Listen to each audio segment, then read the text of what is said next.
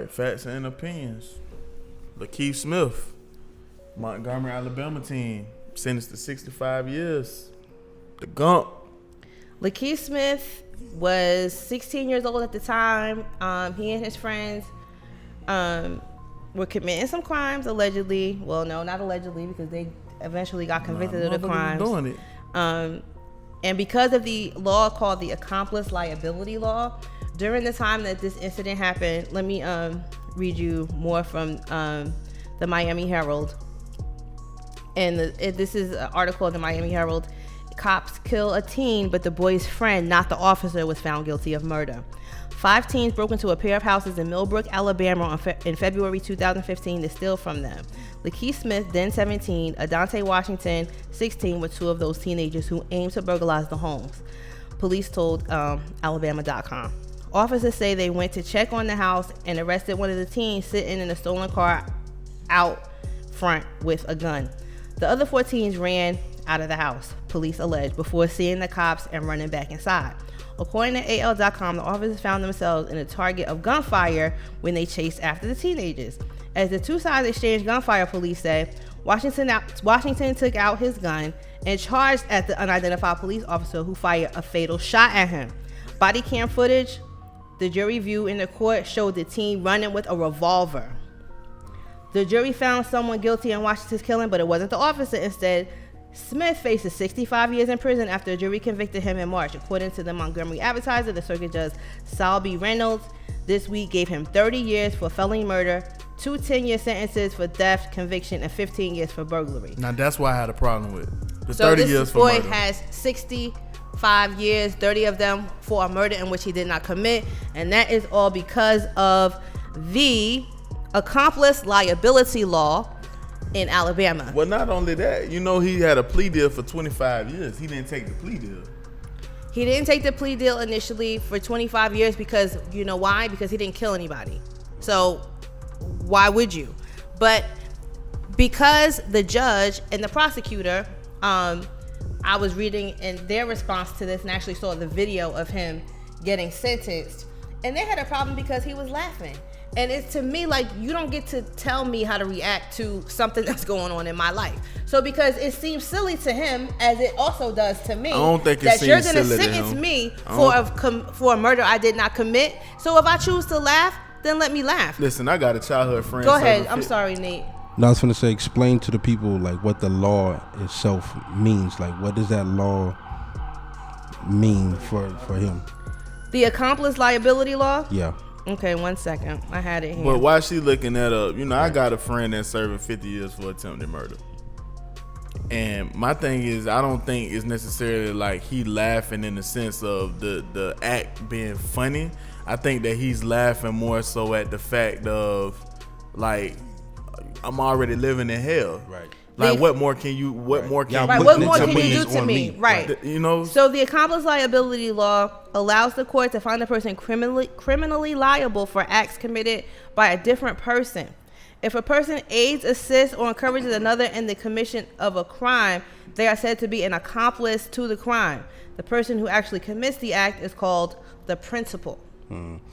So that law, it's almost like if you are with a group of people who rob a bank and you're the driver and you don't go in the bank, you still get the same amount of time as the people that rob the bank. So many times. We seen it so many times. And you got to understand, this happening in Alabama. Alabama has not changed from the time that George Wallace was the governor to now that Doug Jones is the governor. So I was reading something about the prosecutor, and he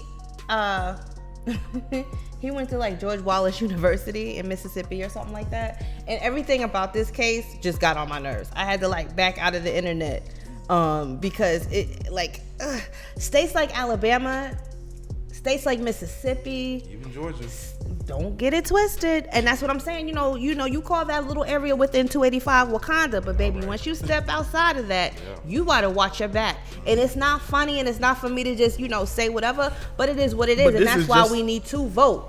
Right, and this is just like with Rick Scott signing off on the Stand Your Ground law. Like, people don't understand, like, when you voting for these people, man, like, it comes down to the laws. It comes down to your livelihood. Something as simple as you going to the store getting you some candy in a fucking Arizona can change your whole life. I mean, Florida ain't shit. We talk about this all the time. That's and true. I say Florida, but I mean the South. The South period. Florida because of the laws. Right. I mean, okay, so in the Senate, I was reading, there have only been 4 African Americans elected by the U.S. Senate. I think there's been 10, but some of them were appointed because somebody else left. So this is out of like American history, and these are the people that make these laws. So think about that. 3 out of 100 senators right now are black.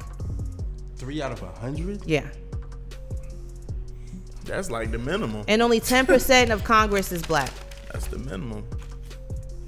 Come on. And it's crazy because some colleges, they have to at least have an African American person like in the running. I mean, they have a Charles. Yeah. They have a Stanton. Right.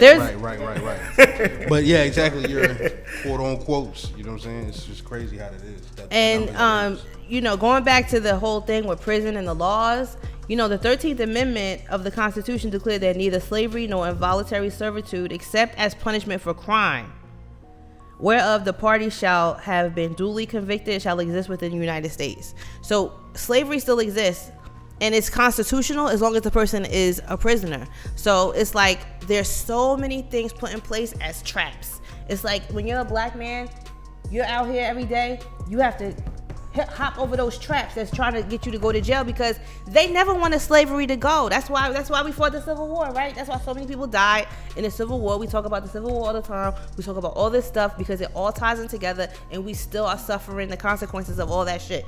They never want slavery to end. It's like if I can't own you and make you do what I want you to do, I want you to die. But let me ask you a question. With that being said, do you think we are approaching martial law?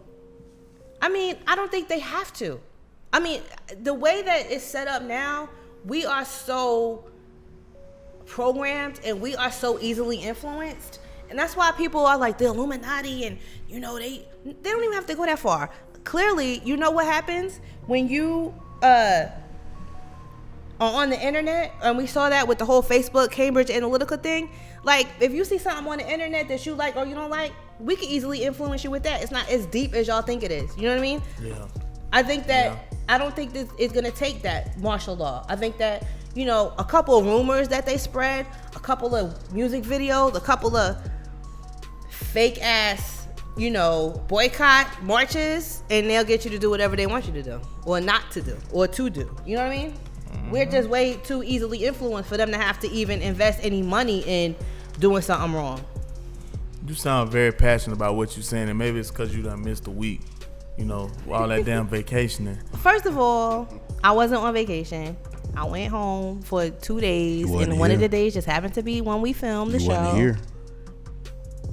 Then I don't know. Nate ain't been here. Hey. Nate ain't been. That's who we need to talk to. That's who we need some answers from, because Nate, I used to be like, where's Nate? They don't need to and know Jay the Black, voice he used to tell me, and then after a while, he'd be like, I don't know. Like Nate trying to plant his seeds in this Atlanta clay. He's trying to get here, man. That's it.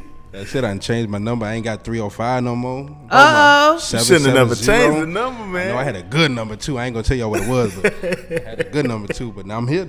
So that's what's up, man. I don't even know what's up with your state, but I'm glad that people are leaving so they can stop being affiliated with all that foolishness in that crazy place. What place? Florida.